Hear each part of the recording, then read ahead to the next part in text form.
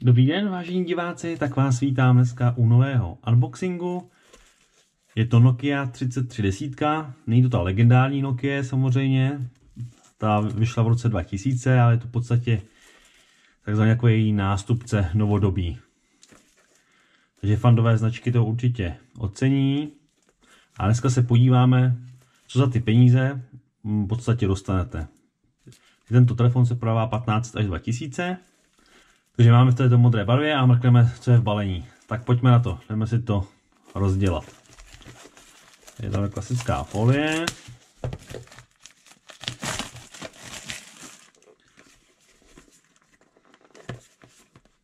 Tak, tady budeme potřebovat nůž. Samozřejmě jsem si ho nevzal.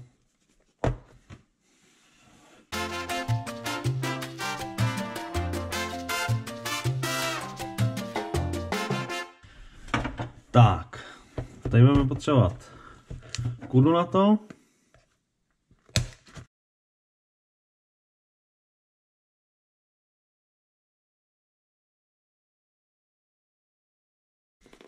Jak tam ty kluci teda zabalili.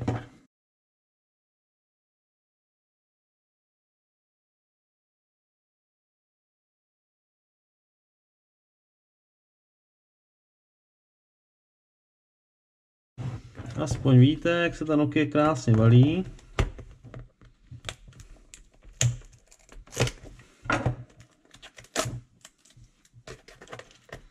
To nejde ani rozbalit.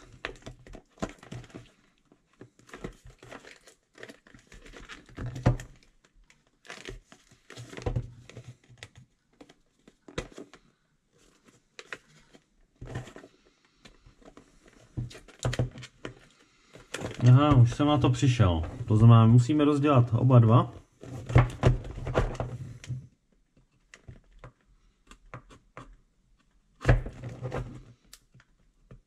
Příště si na to vemte ostřejší nůž, než mám já.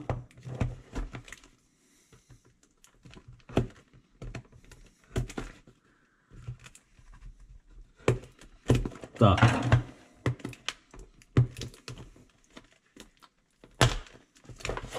Takhle. To znamená, musí být takhle volný. A rozdělává se to takhle vrškem. Zajímavé balení. Tak. Tady máme tu Nokia. Vidíme se, co ještě je v balení. Nalezneme tady sluchátka. Nabíječka, která je pevně přidělaná s USB kabelem. Tady nalezneme návody, samozřejmě v češtině. A poslední věc, baterie. Jinak už nic balení nenajdeme. Musíme dát stranou. Co se týče sluchátek, jsou tu sluchátka samozřejmě s mikrofonem. Mikrofon je vlastně tady. Vlastně to žádnou nemá, takže stylování, to znamená opravdu jenom přes mobil ovládat. A 3,5 mm jack. Což je výhoda, můžete si do toho koupit pak jakýkoliv sluchátka jiný, kde se vám rozbijou. Na Bčku teďka potřeba nebudeme, ani návod. Pardon, to byla moucha. Tak. A ještě jsem ji nezavil. Kdyby tomu být v pořádku.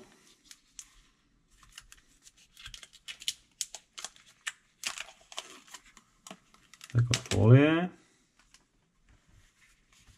Zkusíme teda do toho telefonu dát SIM kartu. Nebo respektive, teď si zkusíme do toho telefonu dát baterku. Pokud nemáte nechty, tak nevím, čím to rozdělat. Nebát se toho, je to opravdu stuha. Nebo spíš to skoro nejde. Mám pocit, že to ulomím. Nevím, jak to ty kapci domysleli, ale je to šíleně stuha. Tady máme teda tu baterku. Do mobilu vlastně můžeme dát SIM kartu, to je jasný. A Mělo by to mít ještě slot na paměťovou kartu.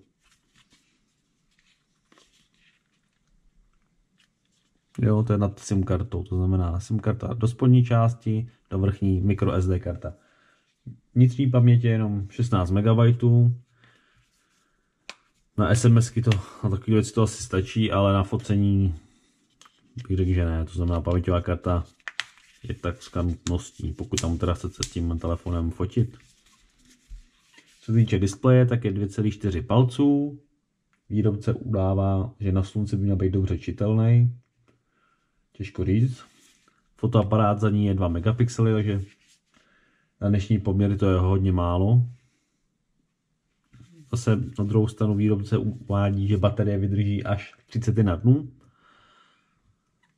Nevím, jakým stavu, asi když to máte vyplýně někde dole v rohu. Nebo v šuplíku takzvaně. Zkusíme si dát to plný zapnutí. To znamená, dlouze přidržíme. A už nám tam naskočilo slovo Nokia.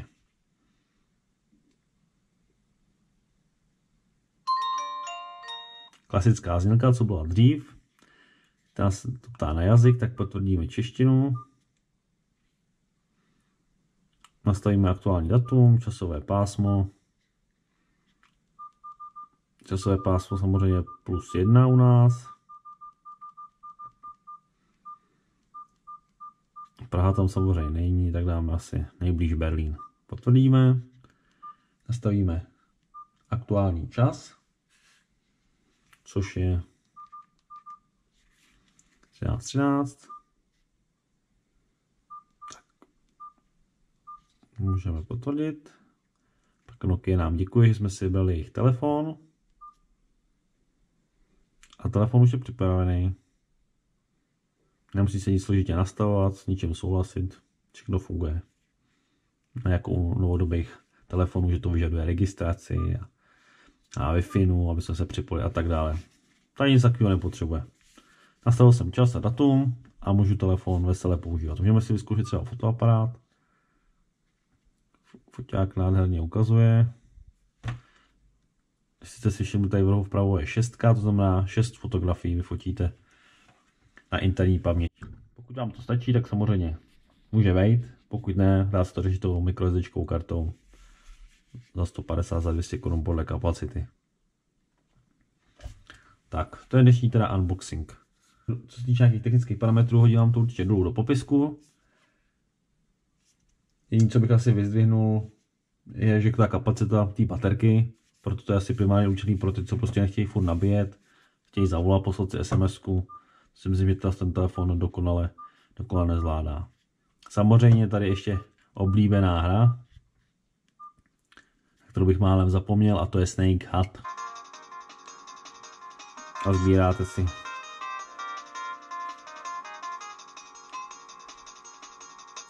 Jo, takže tady vývoj určitě je znát. Přece jen ta 3110 vyšla v roce 2000.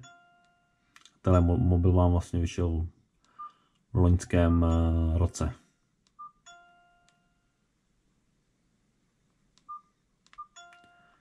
Takže grafika je určitě na to lepší, ale s dnešníma mobilama se to samozřejmě dá už porovnat.